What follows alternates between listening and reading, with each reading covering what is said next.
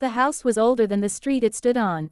Every other home had been rebuilt, repainted, or torn down over the years, but this one remained unchanged, crouched low like it was listening. The wood groaned even when no one walked on it. The walls breathed in the quiet hours. And beneath the stairs, something waited. I noticed it on the first night. The staircase sat in the center of the house, a narrow wooden spine connecting the floors. Beneath it was a small door, barely 3 feet high, painted the same dull white as the walls. It had no handle, only a thin crack along the edge, dark as a slit eye. "What's under there?" I asked the landlord during the viewing.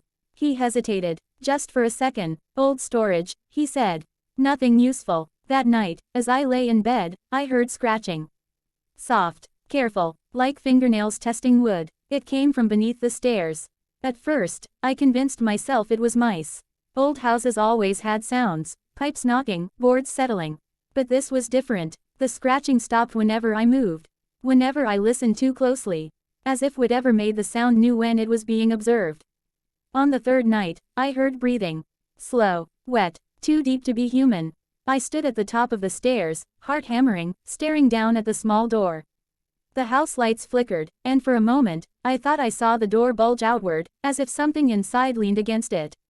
"Hello," I whispered. The breathing stopped. Then, from behind the door, came a sound that froze my blood. My name, spoken in my voice. I didn't sleep that night. The next morning, I searched the house for answers. Old paperwork lay forgotten in a drawer, yellowed documents, newspaper clippings, and a brittle journal wrapped in twine. The journal belonged to a woman named Margaret Hale, dated nearly 50 years ago. The final entries were short. Panicked. "It's learned the sound of my footsteps. It waits beneath the stairs because that's where we pass above it. It doesn't move unless it's hungry." The last page was smeared with something dark. "Do not open the door. It only needs to be seen to be invited." I dropped the journal as the house creaked behind me. Something shifted beneath the stairs.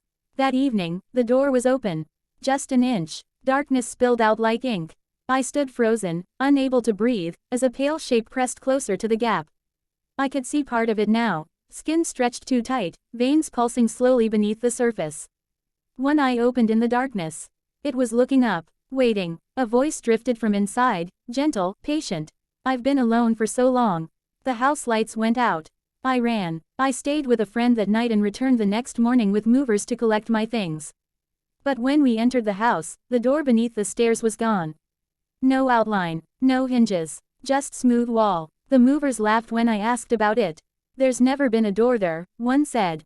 As we carried my boxes out, I felt it, something watching from below the stairs. Listening, learning the sound of my breathing. That night, in my new apartment, I heard scratching beneath the staircase outside my door. Soft, careful, waiting.